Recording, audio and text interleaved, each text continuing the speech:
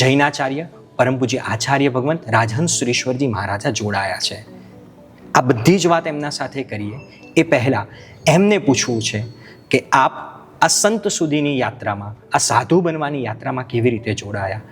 ધર્મલાભ, સાધુ બનવામાં મુખ્યત્વે 2 ફેક્ટરે કાર્ય કર્યું છે. સૌથી પહેલું માતાના સંસ્કાર.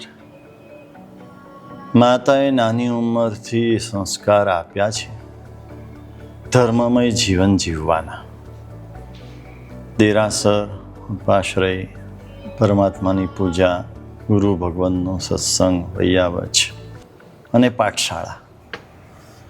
અને પછી જ્યારે પૂજ્ય ગુરુ ભગવાન આચાર્ય પ્રદ્યુમ્ન સુરેશ્વરજી મહારાજ સાહેબ, એમનો અમે જ્યાં રહેતા હતા ત્યાં એમનો સંપર્ક થયો.